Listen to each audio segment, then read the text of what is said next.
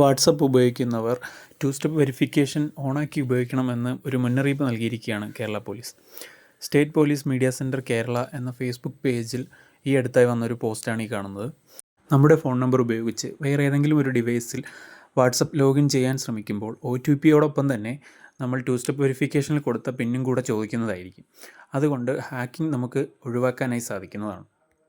ഇതുവരെയും to step verification ഓണാക്കാത്തവർ നിർബന്ധമായും അത് ഓണാക്കി വാട്സപ്പ് ഉപയോഗിക്കാൻ ശ്രദ്ധിക്കുക. ഇനി എന്തെങ്കിലും തരത്തിലുള്ള ഹാക്കിങ്ങിന് ഇരയായിട്ടുണ്ടെങ്കിൽ ഈ പോസ്റ്റിൽ കാണുന്ന ഫോൺ നമ്പറിലേക്കോ അല്ലെങ്കിൽ അവർ നൽകിയിരിക്കുന്ന വെബ്സൈറ്റിലോ നിങ്ങൾക്ക് പരാതികൾ അറിയിക്കാവുന്നതാണ്.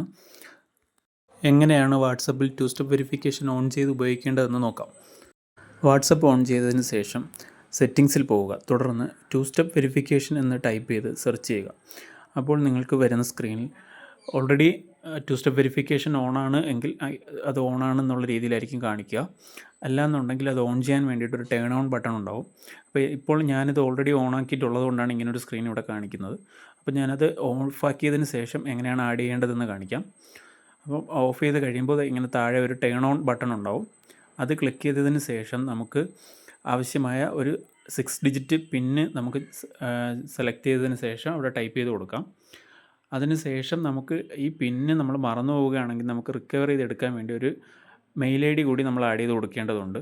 നമ്മൾ എപ്പോഴെങ്കിലും ഈ പിൻ നമ്പർ മറന്നു പോവുകയാണെങ്കിൽ നമുക്ക് ആ മെയിൽ ID വഴി നമുക്ക് ആ പിന്ന് റിക്കവർ ചെയ്തെടുക്കാൻ പറ്റുന്നതാണ്. അപ്പോൾ നമുക്ക് നമ്മുടെ മെയിൽ ID കൊടുത്തതിന് ശേഷം ഇങ്ങനെ തുടർന്ന് വരുന്ന സ്ക്രീന് ക്ലിക്ക് ചെയ്ത് പോയതിന് ശേഷം മെയിൽ ID ആഡ് ചെയ്ത് കൊടുക്കുക. അപ്പോൾ നിങ്ങളുടെ മെയിൽ IDയിലേക്ക് ഒരു OTP വരുന്നതായിരിക്കും.